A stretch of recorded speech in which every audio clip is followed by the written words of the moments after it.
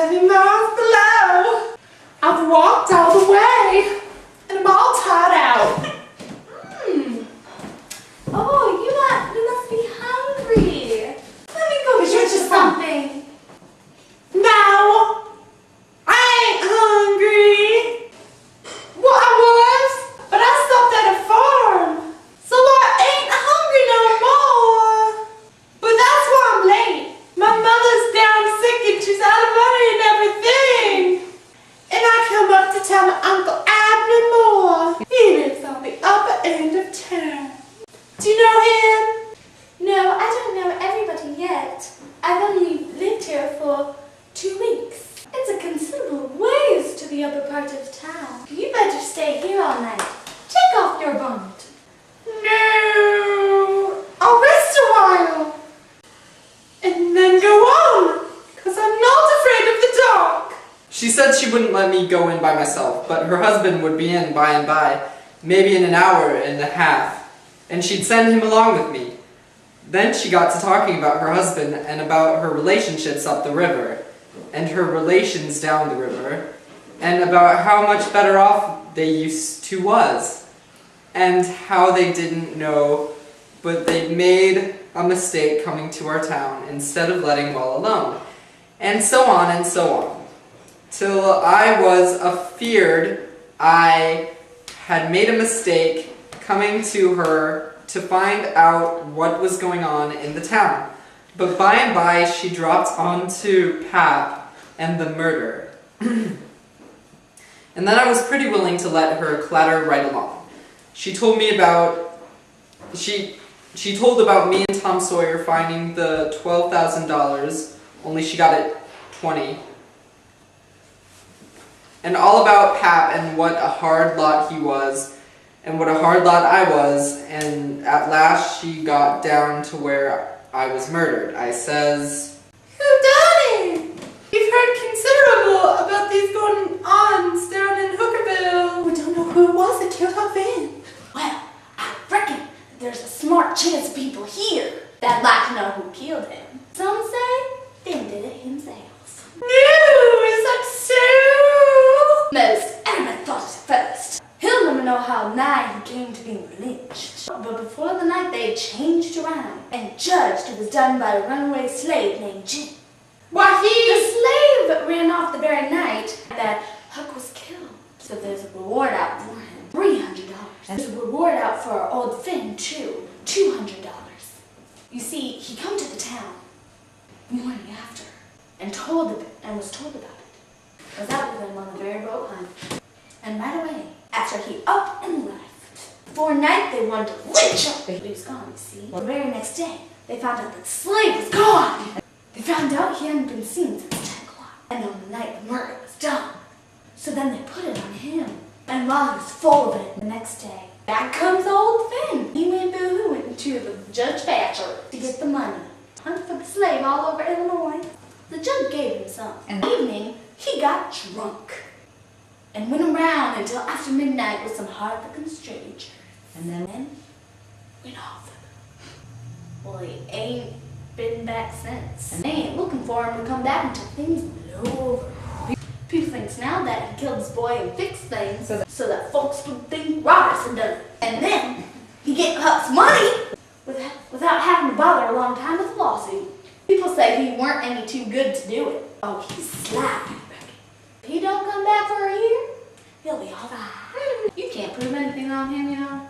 Everything will be quieted down by then. And he'll be walking into Huck's money as easy as nothing.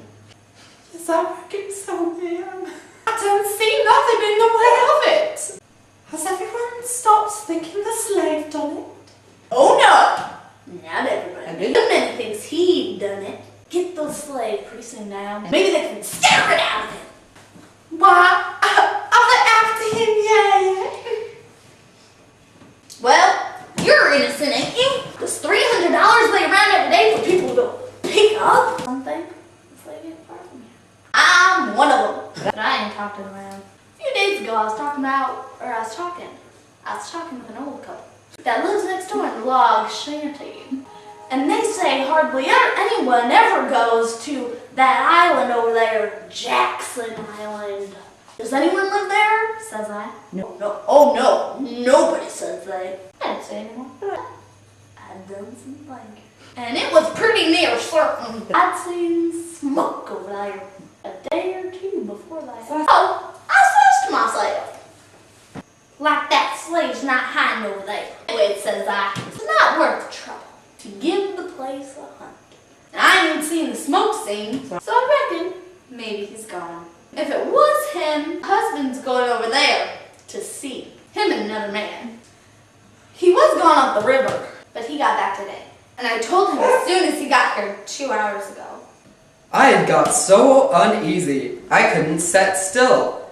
I had to do something with my hands, so I took up a needle off of the table, and I went to threading it.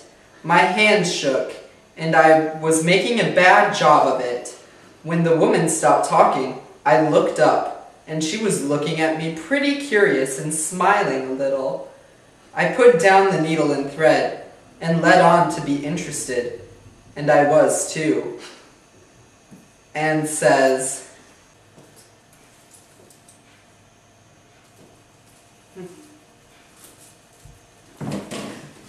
$300 is the power of money. I wish my mother could get it. Is your husband going over there tonight? Oh yes, he was going up there with the man I was telling you about to get a boat and see if they could get another gun. They'll go over after midnight. Couldn't they see better if they were to wait till daytime? Yes, but slaves see better too. After midnight, he'll probably be asleep. And they can slip around to the woods, hunt up his campfire. I'll better for dark if he's got one. I didn't think of that. What did you say your name was, honey? Mary Williams. I thought you said your name was Sarah. Sarah Mary Williams. Sarah's my first name. Some call me Sarah, some call me Mary. Oh, is that the way? Yes, ma'am. I was feeling better then, but I wished I was out of there anyway. I couldn't look up yet. Well, the woman fell to talking about how hard times was, and how poor they had to live, and how the rats was as free as if they had owned the place, and so forth, and so on. And then I got easy again. She was right about the rats. You'd see one stick its nose out of a hole in the corner every little while. She said she had to have things handy to throw at them when she was alone, or they would give her no peace. So she showed me a bar of lead, twisted up gently into a knot, and she was a good shot with it generally. But she'd wrenched her arm a day or two ago and didn't know whether she could throw true now. But she watched for a chance and directly banged away at a rat. But she missed him wide and said, "Ouch, it hurt her arm so." Then she told me to try for the next one. I wanted to get away before the old man got back, but of course I didn't let on. I got the thing, and the first rat that showed his nose I let drive. And if he'd stayed where he was, he'd been a tolerable sick rat. She said that night was first rate, and she reckoned I would have the next one. She went and got the lump of lead and fetched it back and brought along a hank of yarn which she wanted me to help her with. I held up my 2 hands and she put the hank over them and went on talking about her husband's matters. But she broke off to say, Keep your eyes on the rat. You better have the lead in your lap handy.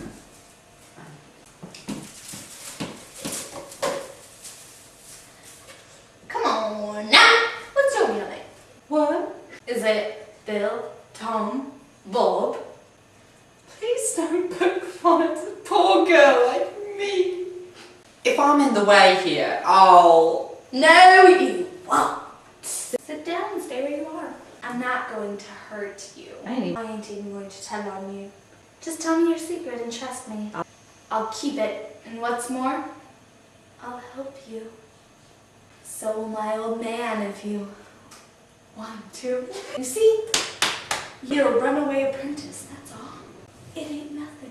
There ain't no harm in it. You've been treated bad, and you made up your mind to cut. Bless you, child. I wouldn't tell. I won't tell on you.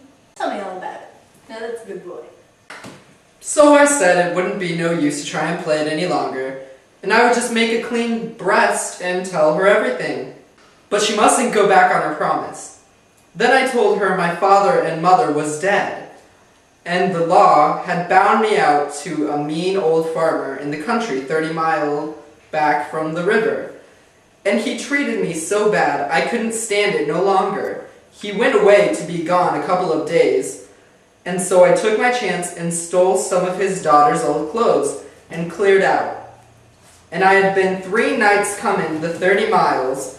I traveled nights and hid daytimes and slept, and the bag of bread and meat I carried from home lasted me all the way, and I had a plenty. I said I believed my Uncle Abner Moore would take care of me, and so that was why I struck out for this town of Goshen. Goshen, child? This ain't Goshen. This is Petersburg. Goshen? 10 miles up the river. Who told you this was Goshen? Why, a man I met at daybreak this morning, just as I was going to turn into the woods for my regular sleep. He told me when the road forked, I must take the right hand, and 5 miles would fetch me to Goshen. He was drunk, I reckon. He told you exactly wrong. Well, he did act like he was drunk. But that ain't no matter now. I gotta be moving along. I'll fetch Goshen before daylight. Hold on a moment. I'll get you a snack. You might want it. Sit. When the cow's laying down, which end of her gets up first? Answer us properly now. Don't stop to study over it. Which end gets up first? The hind end, Mum. Well, then a horse. The forward end, Mum. Which side of the tree does moss grow on? North side. 15 cows browsing on a hillside. How many eats with their heads pointed in the same direction? The whole 15. Well, I reckon you have lived in the country. I thought you were maybe trying to hocus me again. What's your real name now? George Peters. Well, try to remember it, George. Don't forget and tell me it's Alexander before you go.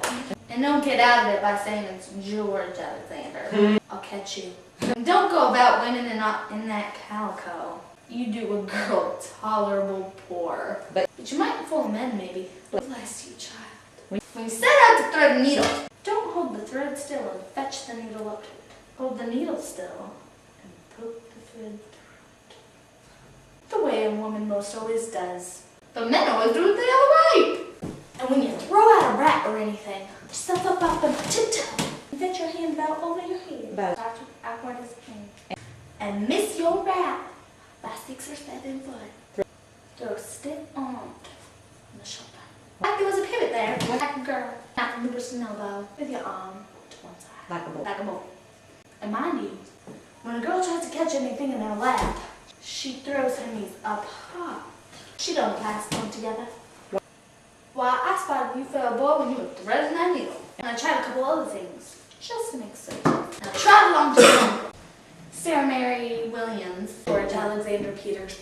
And if you get into trouble, send word to Mrs. Judith Loftus. Which is me. I'll do what I can to get you out of it. Keep the river road all the way. And next time you tramp, take shoes and socks with you. River road's a rocky one, and your feet will be in condition by the time you get to Goshen, I reckon. Good luck, child.